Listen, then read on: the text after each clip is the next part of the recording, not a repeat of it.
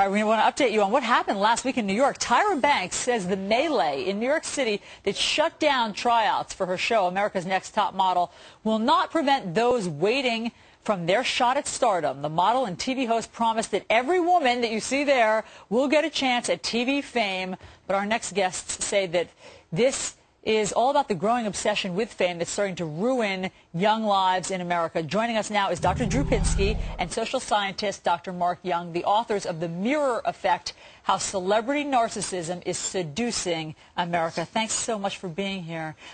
So, Dr. Pinsky, I want to start with you. What we saw with all of these hundreds and hundreds of women turning out, waiting for hours in line, and then a stampede was caused, all to become part of America's Next Top Model. They don't just want to be models. They want to be famous. They want to be famous. They want to be famous. And fame as an autonomous motivator really is for the first time appearing amongst young people. When you ask them what do they want to do with their lives, would you like a family, be successful financially, they'll often put fame as the primary motivation. And Dr. Young, you guys just did together the first study of narcissism in celebrities. Let me guess, you found that celebrities suffer from it. Stop the presses. I mean, what's new that you discovered? Well, we absolutely found that result, and what's very interesting about it is that nobody had ever documented it before.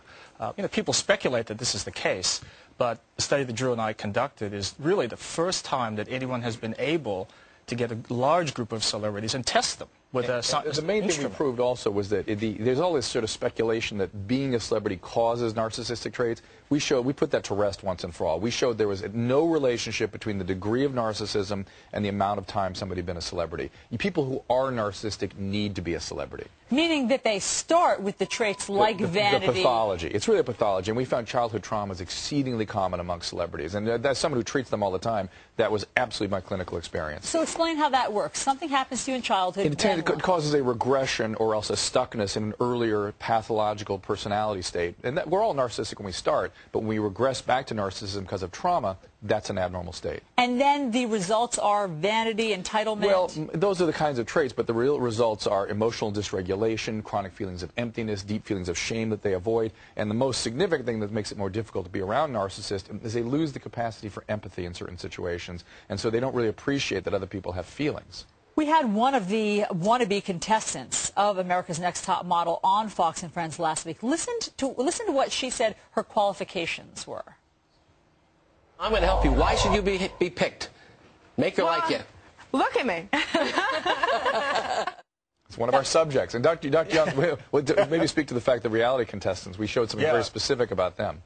In our results, what we found was that reality TV personalities are the people who scored the highest among any type of celebrity, in the entire celebrity population. Meaning the most narcissistic people are reality show contestants. And the reason is because, essentially, those folks don't really have any particular skills, but they believe they should be famous simply because, as she said, I'm me, look at me. Just because. And that has a trickle-down effect to teenagers, because teenagers watch this stuff. The most vulnerable in our society look at these behaviors, and when kids are dysregulated and don't, we come from a lot of destroyed families in our country, and the kids there who are dysregulated emotionally start looking for solutions to those emotional problems. They look towards the culture for those solutions, and the kinds of things they see celebrities doing are some of those solutions, which of course become even more problematic. And the reality is we need as parents to take a beat and look at these celebrity behaviors and go, what do you think's going on here? Why does somebody behave like that?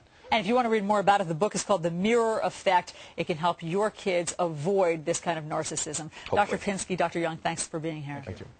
All right, we have a Fox